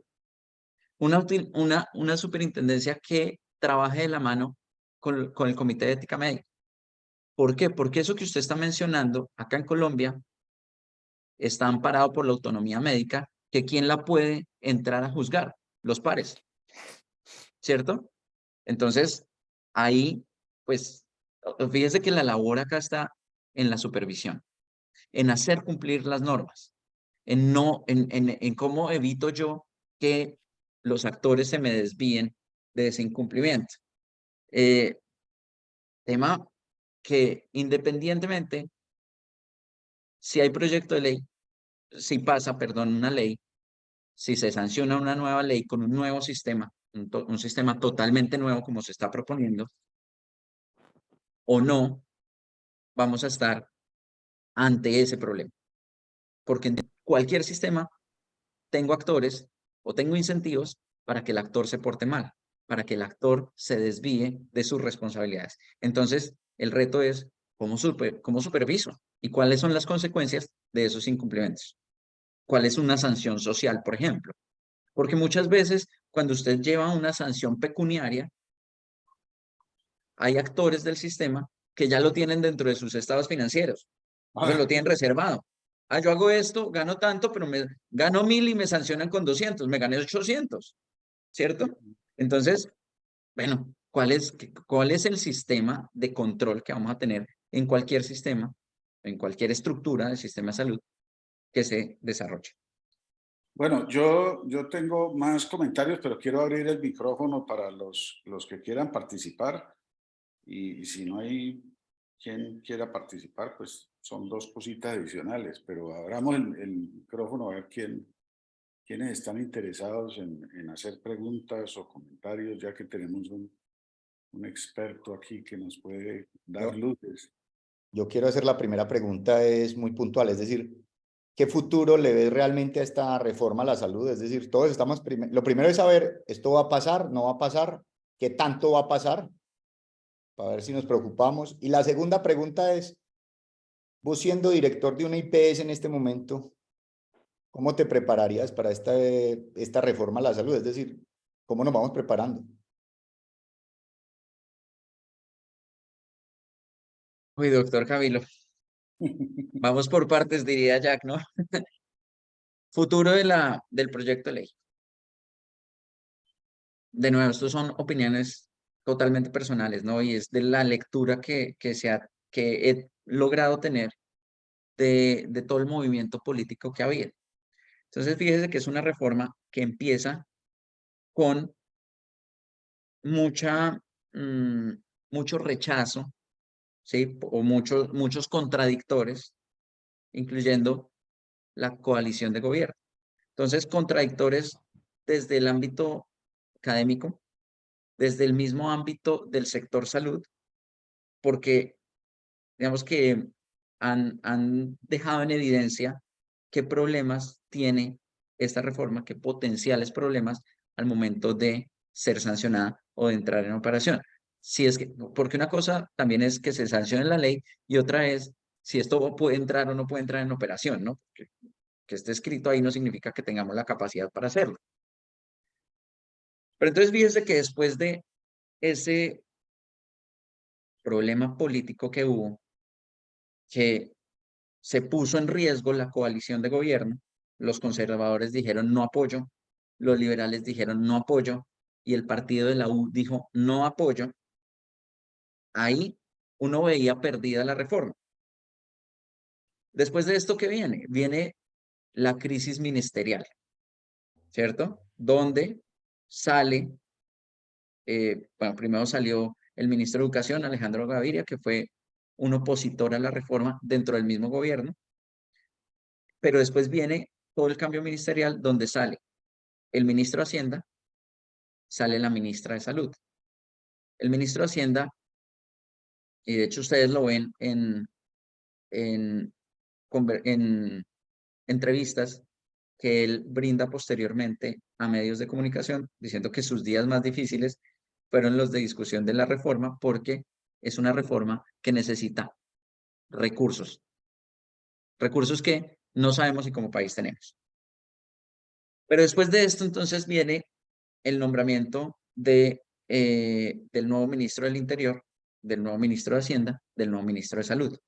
Y el ministro del Interior ya empieza a trabajar directamente con los partidos y, digámoslo así, por ejemplo, logra quebrar parte de los liberales, ponerlos en contra de digamos, la postura del partido, logra volver a traer a la coalición a ciertos conservadores y al partido de la U. Tanto así que todos los artículos aprobados pues tuvieron mayorías en la Comisión Séptima. Si esto no hubiera pasado, si no hubiera, digamos, esta reconciliación entre coalición de gobierno y gobierno, pues seguramente no tendrían los votos necesarios para que hubiera pasado en primer debate. Entonces, fíjese que el futuro de esta reforma, una cosa era el principio, otra cosa es hoy, con apoyo de los demás partidos de la coalición o los demás partidos. Acá los únicos partidos que están en oposición y están, digamos, han puesto votos negativos en en varios artículos, ha sido Cambio Radical y el Centro Democrático. Entonces, hoy, si usted me lo pregunta de esta manera, yo creo que hay una alta probabilidad de que pase, que sea una ley sancionada. Ahora, si es una ley sancionada, y voy a su segunda pregunta, si yo fuera director de una IPS, ¿qué debería estar pensando? Yo estaría mirando todos los riesgos posibles que hay ante esta nueva situación. Porque una cosa es ir a contratar con un solo actor que se llama EPS, otra cosa es salir a contratar, a ser parte de una red integral que depende de los centros de atención primaria en salud. Y centros de atención primaria en salud que va a haber más de 2.000. Entonces, pensemos en una clínica que sea centro de referencia del país. Una clínica grande. No voy a poner acá nombres propios, todos sabemos cuáles son las clínicas grandes de este país, que son centros de referencia nacional. Las personas de Chocó, ¿a dónde las llevan? Hacia Antioquia, hacia Bogotá. Las personas los pacientes del sur del Chocó, de Putumayo, de Nariño, ¿hacia dónde los llevan? Hacia el suroccidente, hacia Bogotá. Entonces, fíjense, si yo voy a tener que entrar a ser parte de una red integral coordinada por los CAPS, por los Centros de Atención Primaria en Salud, ¿con cuántos voy a tener que entrar a negociar? Si yo soy un centro de referencia nacional. Ahora, si yo presto servicios únicamente para un municipio, pues no va a tener ese mismo problema. Va a ser diferente. Pero entonces ahora, ¿cómo hago para que me autoricen los pagos? ¿Cuáles son las tarifas a las que voy a contratar? ¿Ese manual tarifario va a ser suficiente o va a ser insuficiente? Porque son diferentes los costos que tengo en llevar un servicio de salud a zonas alejadas, prestarlo en Bogotá. Es muy diferente la estructura de costos. Entonces, tengo un reto también con el manual tarifario. Ahora, puede que en principio, el día cero, perdón, del manual tarifario, la tarifa sea suficiente, pero que quede desactualizada como nos pasó con el manual del IS o el manual del SOAT. ¿Qué va a pasar con las nuevas tecnologías? ¿Las voy a vender, pero me las van a pagar o no me las van a pagar? Porque al ser una nueva tecnología, no está dentro del manual tarifario. Segundo problema, o tercer problema que, digamos, que le veo. Cuarto problema, o riesgo, no problema, riesgo que hay que entrar a evaluar o que debe quedar claro en el proyecto de ley. Paso a ser responsable de recursos públicos al eliminar la EPS. Y fíjense que el gobierno ha hablado o ha dicho que el verdadero ordenador del gasto es el médico. ¿Eso qué implica? Que voy a ser responsable fiscal o voy a ser responsable de recursos públicos. Entonces, eso tiene unas implicaciones ya de orden disciplinario, de orden fiscal, de cuidado de recursos públicos. No es lo mismo gastarse. Hoy ustedes o una IPS recibe dinero por venta de servicios y en ese momento ya puede hacer con ese dinero lo que quiera. Y digámoslo entre comillas. La pregunta es, si voy a administrar recursos públicos, ¿qué puedo hacer con ese dinero? porque el recurso público tiene una destinación específica, no me lo puedo gastar en cualquier cosa. Entonces, nos convertimos acá en administradores de recursos públicos que tienen responsabilidad fiscal. Eso tiene que quedar claro en un proyecto de ley, porque ahora si yo fuera, como lo menciona usted, doctor Camilo, si yo fuera el director de una IPS, yo no quisiera administrar recursos públicos. No, no, o sea, las consecuencias de eso o el riesgo es muy alto. Entonces, son muchas cosas, muchos riesgos que personalmente veo si yo fuera director de una IPS. Muchas gracias, doctor. No sé, yo pregunté en el chat y no hay preguntas por el chat. Doctor Ajá. Alberto, adelante. Sí, yo quería era comentar un poquito sobre el cuidado primario y medicina preventiva, que todo el que habla del tema y de la reforma cae siempre en esto. Dice, no, pues es que el gran avance de la reforma es que se le pone mucha atención al cuidado primario. Y pues todo lo que yo he podido revisar de lo que es medicina preventiva y cuidado primario, pues tiene mucho que ver con los determinantes que usted mencionaba. Pues uno arranca con agua potable, con alcantarillado, con vivienda, con alimentación. Esos son los determinantes pues más importantes de Educación y pobreza. educación, pobreza. Pobreza y desempleo. Y entonces, ¿y el sistema de salud qué tiene que ver con eso? Pues no tiene que ver, es la situación general del país. Entra el sistema de salud cuando hablamos de vacunación, ¿sí? Entonces allí sí. Y Colombia en vacunación pues está bastante bien, hasta donde yo conozco, los planes de vacunación funcionan bien. Y ahí para adelante, eh, detección de tóxicos ambientales es una labor de cuidado primario, pero todo este cuento de los centros de salud en donde va a ir la gente a que le hagan cuidado primario, ¿cuál es el cuidado primario? Más allá de que le tomen la presión y le den unos consejitos de salud general, ¿por qué? Yo quisiera entender cuál es toda esta importancia que se le está dando al cuento del cuidado primario y hacer 2000 centros de cuidado primario donde todos vamos a tener que ir pues para iniciar cualquier interacción con el sistema. ¿Quién? ¿Qué Con el es lo sistema. que creen que de verdad se va a mejorar cuando el problema, como yo lo percibo y lo he visto trabajando en otros países y en otros lados, es el acceso? El gran problema es la rapidez del acceso. La mejor medida preventiva que yo puedo concebir en oftalmología y específicamente en mi campo que es retina es darle acceso rápido a la gente que consulta, ¿no? Y si yo Sí, me los imagino yendo a un centro de salud, a un médico general que luego lo remite al oftalmólogo, que luego lo remite, que no, pues los resultados van a ser terribles. sí. De hecho, o sea, cuando uno mira todo el tema de economía de la salud, uno sí encuentra que uno puede gestionar el riesgo en salud con atención primaria o atención preventiva en muchas cosas. Temas, por ejemplo, bueno, ustedes de esto seguro saben más que yo, pero en temas de fallas cardíacas, con todo el tema de seguimiento a programas de hipertensión o cosas así, ¿sí? Son cosas que pueden prevenir la enfermedad. Ahora, prevenir no significa que desaparezca, ¿cierto?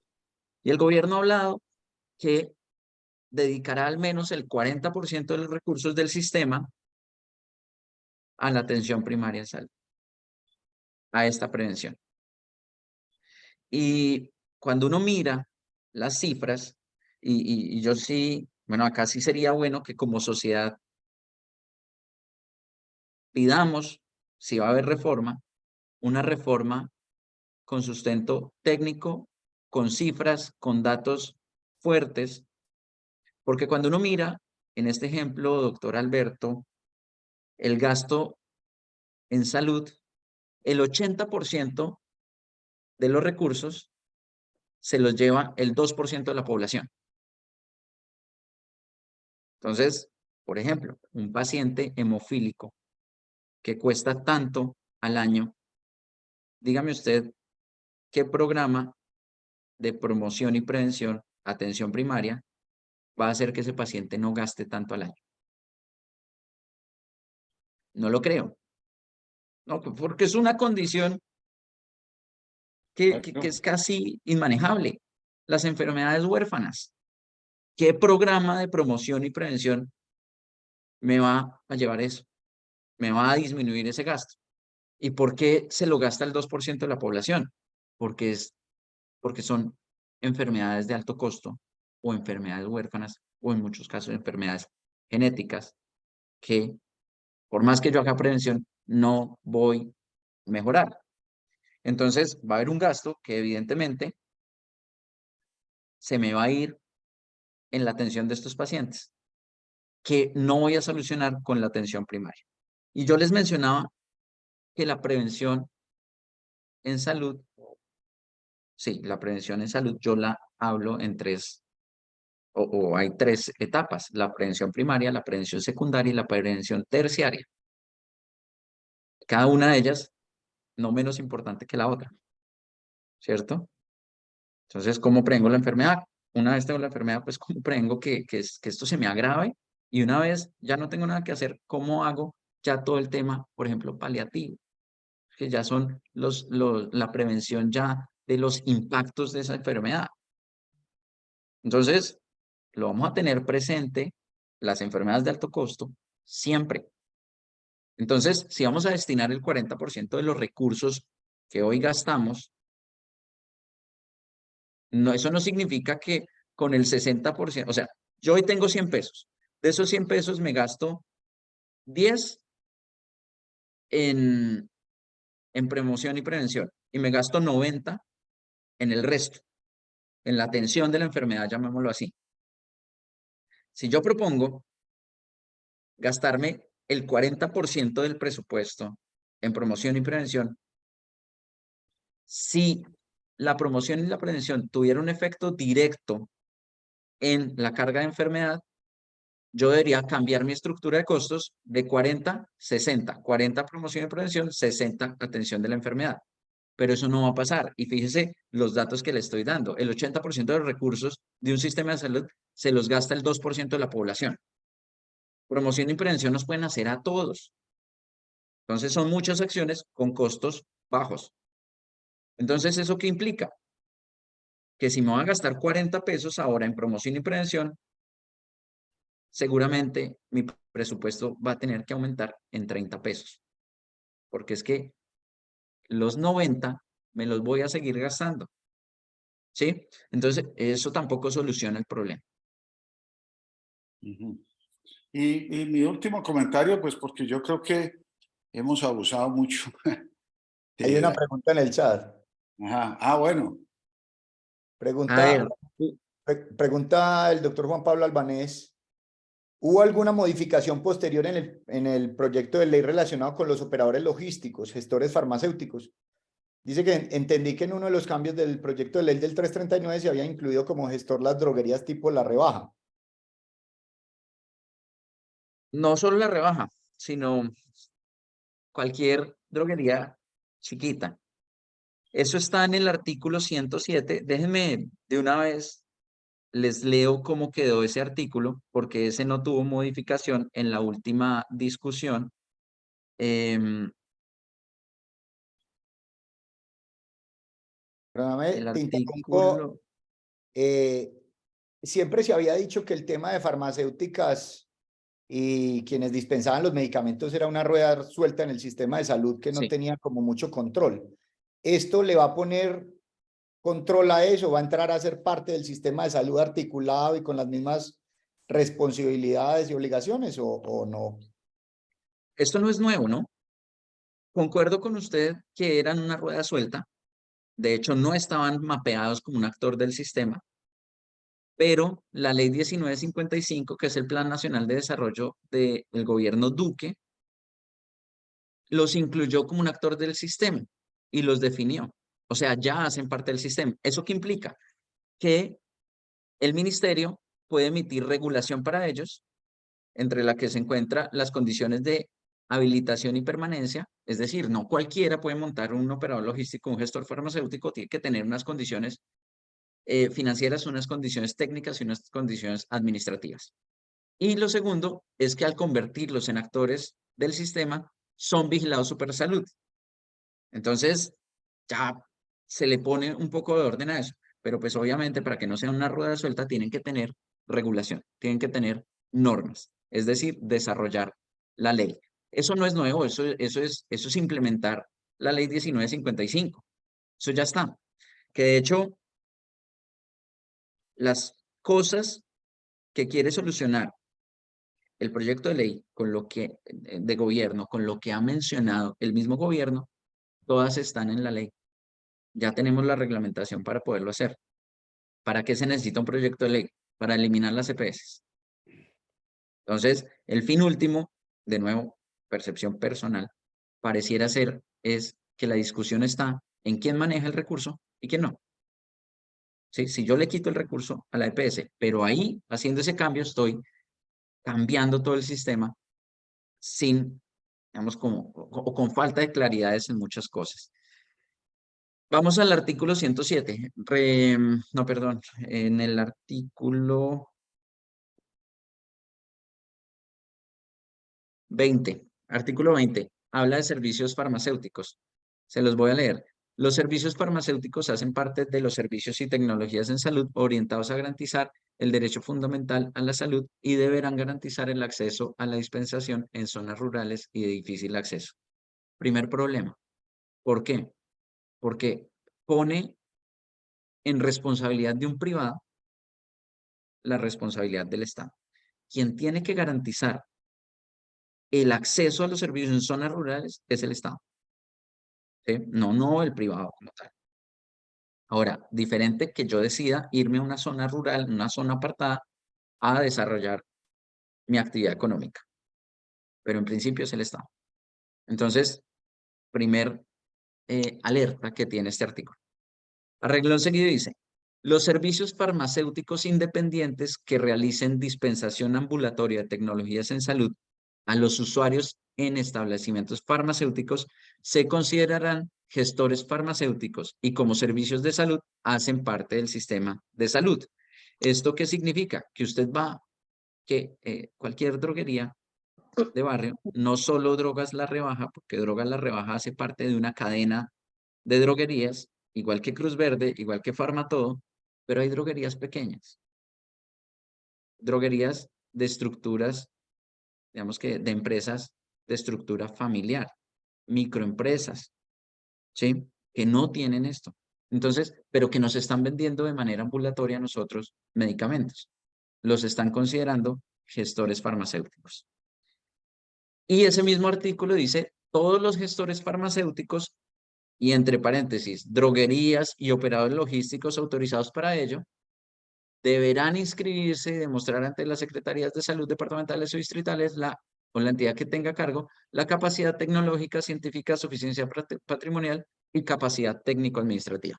Entonces, es un artículo bueno, con un buen fin, que hay que tener mucho cuidado porque yo no puedo ponerle las mismas condiciones y no tiene la misma responsabilidad una droguería pequeña, una droguería de barrio, a un gestor farmacéutico u operador logístico como tal.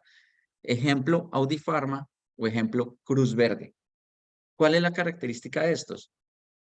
Que gestionan, al ser gestores farmacéuticos, están gestionando la entrega y dispensación de medicamentos de los usuarios del sistema de salud a través de un contrato con una EPS. Hoy, esa es la garantía que están dando. La droguería pequeña no. La droguería pequeña está solucionando una demanda privada de un usuario privado, no del sistema. Entonces, hay que tener ciertas, digamos, es un buen artículo porque, bueno, de nuevo, pues no los tiene, trata de traer esa rueda suelta, ponerle unas condiciones de juego dentro del sistema, que igual necesario no sería porque ya está en otra ley, pero bueno, como están cambiando todas las leyes, pues tienen que meterlo, pero sí hay que hacer diferencias entre hay que tener mucho cuidado en la definición de qué es un gestor farmacéutico o qué es un operador logístico, de manera que no entre absolutamente todas las droguerías, sino que entre los que en realidad están actuando como gestor farmacéutico.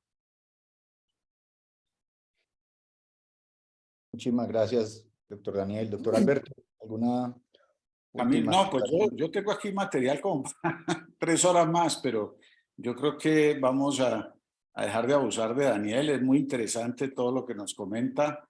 No sé si nos quede espacio o ganas para otra sesión más adelante, pero yo creo que pues ya vamos a completar las 2 horas, que es más que suficiente. Y yo creo que quedamos todos muy agradecidos con el aporte de Daniel y el análisis. Creo que nos ayuda mucho, nos da mucha claridad. Nos crea otra cantidad de inquietudes y de confusiones adicionales, pero pues ese es el escenario en el que estamos, pues es un tema con muchas patas, con muchas aristas, y que probablemente sí nos va a afectar mucho la práctica, tanto a los prestadores individuales como a las empresas, y va a haber que estudiar en mucho detalle cuando ya finalmente pase, porque hay otro poco de articulitos. Yo tengo publicado pues todo un análisis de los distintos artículos, como no con la idea de pretender, digamos, dictar artículos, sino como hacer pensar en las distintas tendencias. Me siento en muchos temas muy alejado del pensamiento convencional, tradicional, y por eso no he sido muy participativo, más allá de hacer el análisis y tirar esas ideas como para ayudar a la discusión. La verdad es que me siento muy alejado de la tendencia, y en mi concepto creo que al país le va a ir mal si eso pasa, ¿sí? Y Sí, vamos a tener un sistema de salud pues que empeora. Yo no creo que el actual sea particularmente bueno, era mejor que lo que había antes, es mejor que lo que hay en muchos países, pero pues lo que necesitaba era una serie de ajustes para afinarlo, y no este sacudón tan tremendo que se viene y que yo creo que sí, nos va a crear toda clase de líos, pues. Solo sí. entenderlo, solo entender Doctor, ese mundo de juntas y comités y poner a funcionar. exacto, sí, señor. Sí, creo que contaron cuántos eran, como 60 y tantos comités, sin contar los regionales, y hay Llegaba a casi 230 nuevas eso. instancias. Hay juntas como la Junta esa nacional, que tiene 38 miembros. Sí, sí, Pónganme sí, sí. a funcionar Eso una es junta de burocracia. 38. Eso es No, no, no, burocracia. no, no. Eso en lo que resulta es en barreras de acceso. ¿Cuánta plata se va a tragar eso? ¿Sí? Sí, Que sí, en mi criterio, una de las fallas de las EPS era que eran muy burocratizadas, se gastaban, en los mejores cálculos que yo hice, entre 30 y 40% de la plata se la gastaban en burocracia y no en atención de servicios médicos. Y las que más gastaban pues fueron las que finalmente se quebraron, pues. sí. Pero esto va a ser mucho peor, mucho Sí, peor. de acuerdo. Y de hecho, pues doctor Alberto, doctor Camilo, eh, creo que la idea de esto era hacer también una presentación sin sesgos políticos, sin sesgos ideológicos, que creo que es la discusión que tiene que dar el país.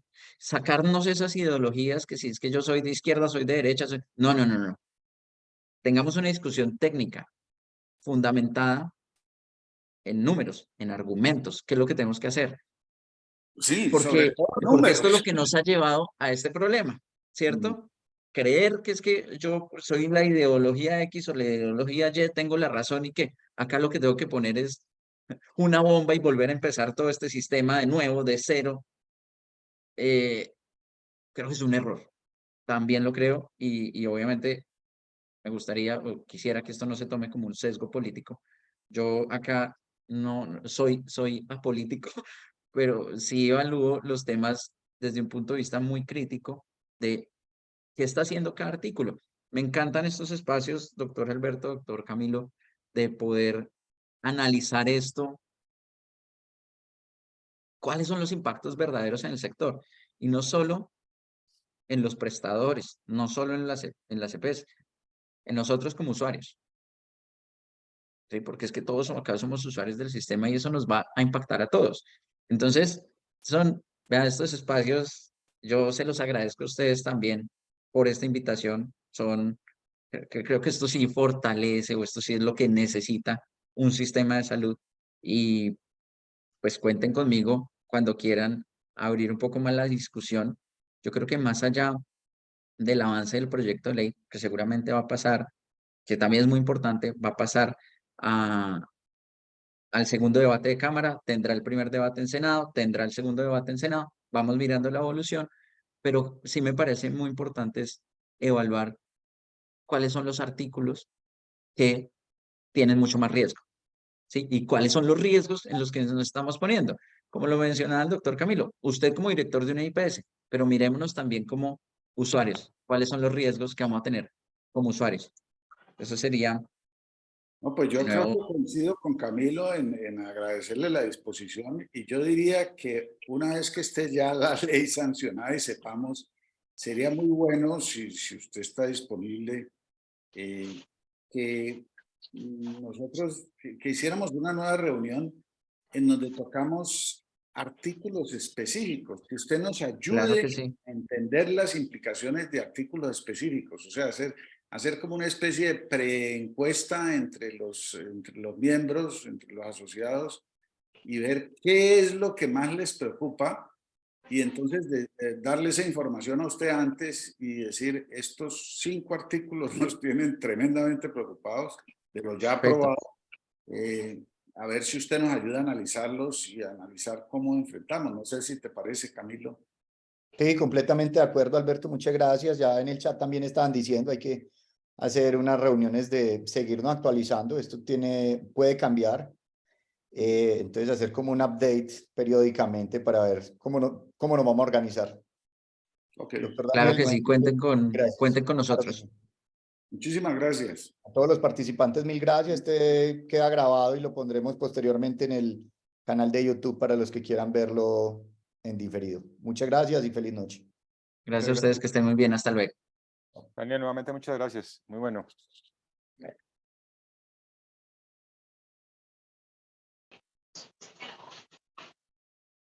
Camilo, muy bien. Fue muy bueno. Gracias, doctor. Muchísimas gracias. Que estés bien. Feliz noche. Bueno, feliz noche.